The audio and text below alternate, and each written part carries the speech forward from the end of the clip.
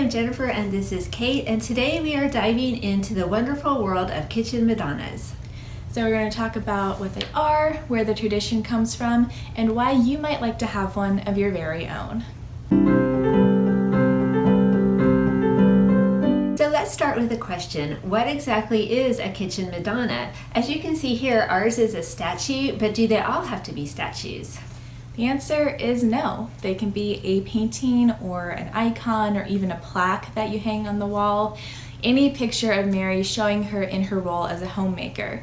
Because, as we know, not only was she the mother of God, she was also a busy woman with a house to run. Yes, she was. So Kitchen Madonnas can come in a variety of styles, but one thing that they all have in common is that they show Mary going about her ordinary, everyday work, taking care of her family, and that's quite different from how she is depicted in other works of art.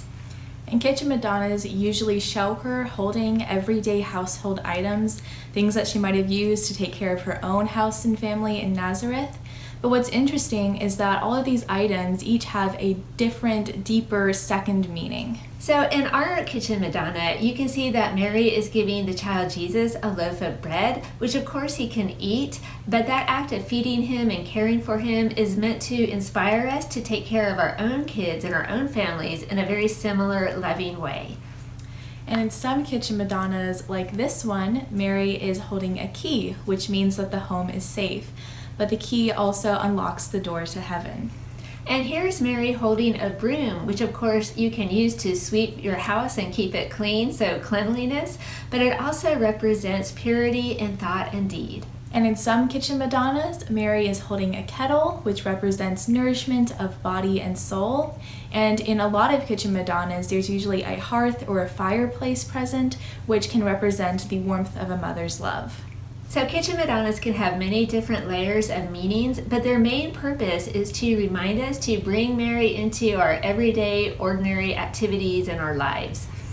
She was, after all, a mother herself, and since the kitchen is often the heart of the home, it makes sense to have Mary there with us to inspire us and to keep us company. And Kitchen Madonnas are sometimes called Our Lady of the Kitchen Counter or Our Lady of the Kitchen Sink, because we all know how much time mothers spend doing dishes. Yes, sometimes she's even called Our Lady of the Pots and Pans. Go figure, right? Okay, so the second question is, where did the tradition of Kitchen Madonnas originally come from? Well, what we know for sure is that they've always been extremely popular in areas of Europe like Poland and Ukraine, so that could very well be where the original tradition started. But there's also a whole subset of Irish Kitchen Madonnas, which are lots of fun. They're very colorful and lively.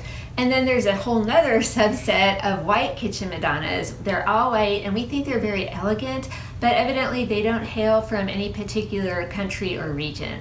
And in the US, Kitchen Madonnas became very popular in the 1950s and 60s, and they were being made out of all sorts of different materials, including wood, ceramic, and even plaster. So in the late 50s and early 60s, the UNESCO company decided that they would jump on this fad and produce their own line of Kitchen Madonnas called Prayer Ladies or Mother in the Kitchen. Now these are not technically Kitchen Madonnas, but they were definitely inspired by them. And the Prayer Ladies had a whole line of figurines.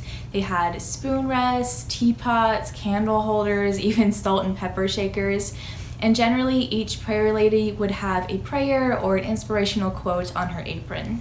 So there's a whole world of Kitchen Madonnas out there. Ours happens to be from the 1950s and it's made out of ceramic and wood. We found it at a church yard sale about 10 years or so ago, and evidently it had been in the church's kitchen since the 1950s and they were just ready to pass it on to a good home. So it's got some dinks and nicks and it's not perfect, but we still really love it. And ever since then, we have been completely intrigued by the idea of the Kitchen Madonna and the notion of giving the Blessed Mother a special place in our kitchen. We love having her in there with us. Also, having her in there is a great reminder for us that no work, when done with great love, is ever truly mundane. So we think having a Kitchen Madonna is a wonderful idea, but it could also make a great gift for a housewarming or a new mom, for a wedding present, or even just for that special Catholic in your life. Or what about your Catholic child who enjoys cooking? So the possibilities are really endless, and you can have a statue or a plaque blessed by a priest to make it even more special. There is also a great children's book called The Kitchen Madonna by Rumer Godden. And this tells the story of an English family and their housekeeper, Marta, who is from Ukraine.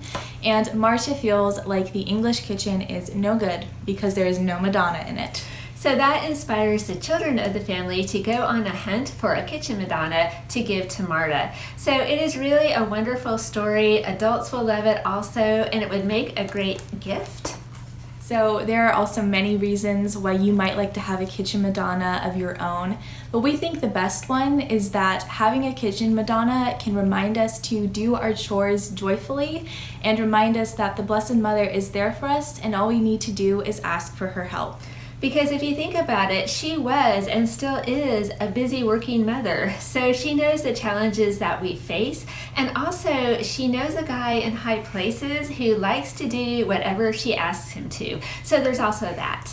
So now we wanted to show you a few more Kitchen Madonnas that we've seen out there. There are so many different types and styles. We love looking at all the different Madonnas, and there really is a style for everyone.